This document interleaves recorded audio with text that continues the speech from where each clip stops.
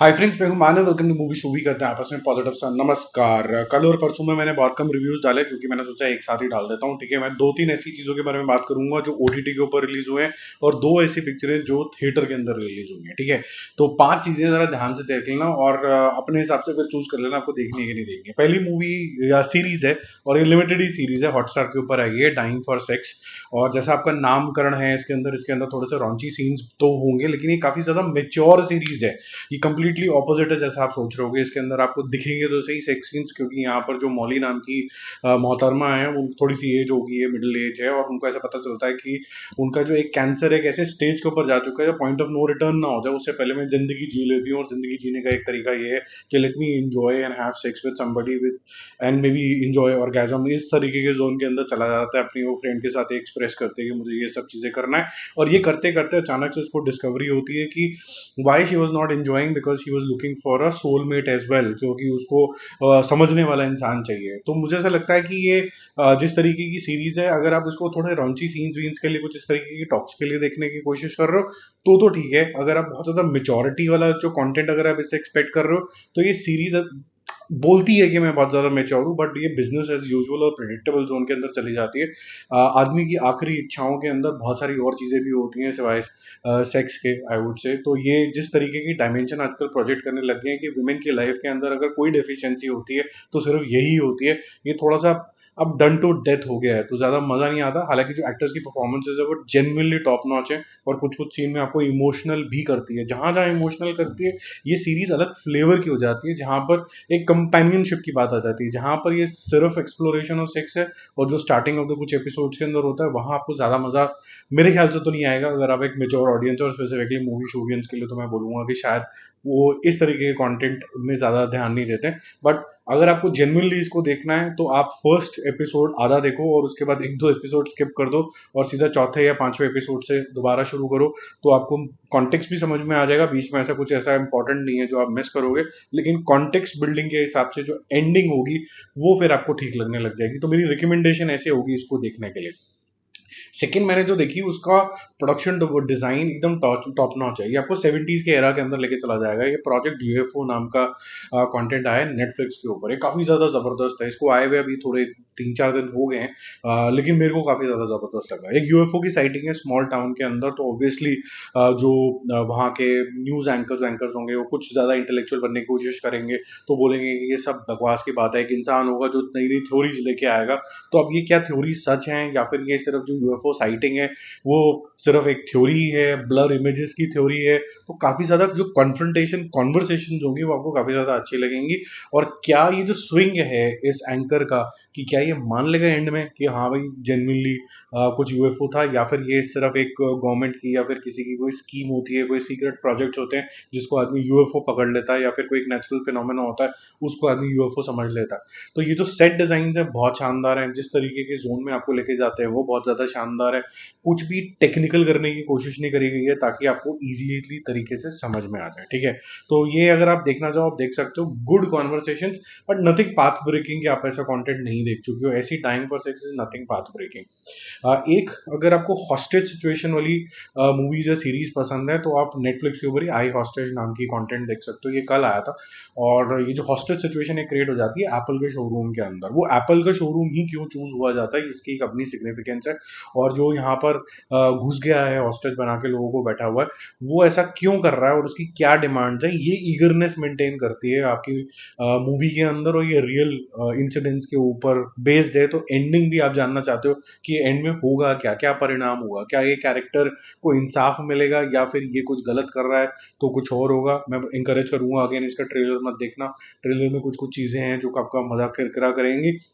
But मेरे को ऐसा लगता है कि जो कैरेक्टर डेवलपमेंट और जो बैक स्टोरी आपको दिखानी चाहिए कि जिसने अगवा किया हुआ है और जिसने ये सारी चीजें हॉस्टेज सिचुएशन बनाई है मेन कैरेक्टर के, उसके ऊपर तो खासा ध्यान दिया गया। लेकिन कंसर्न रेज करने के लिए आपको उन कैरेक्टर्स के ऊपर भी पूरा ध्यान देना होता है जिनको हॉस्टेज बना के रखा हुआ है। तो अगर आपने देखा हो कि मनी हाइस्ट वगैरह में जो किरदार हैं, जो वहां पर जिनको हॉस्टेज बना के रखा होता है, उसमें भी बहुत फोकस जाता है। यहाँ पर सिर्फ टच अपॉन किया जाता है, तो इतना कंसर्न रेज नहीं होता। वो आपको थोड़े डिसजॉइंटेड आपको यहाँ पर फील होता रहता है। तो बाकी आपकी चॉइस है, अगर आपको देखना है, ये ओके है, कोई बहुत ज़्यादा ग्रेट नहीं है।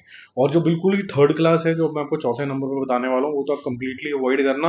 प्रोडक्शन क्वालिटी से लेके, कॉन्सेप्ट से लेके, ये आहट के भी पुराने जन्म में कभी कोई जिस तरीके की विजुअल चीज़ें होती थी, उड़ते हुए ट्रैक्टर से लेके पता नहीं क्या कुछ हुआ है यहाँ पर।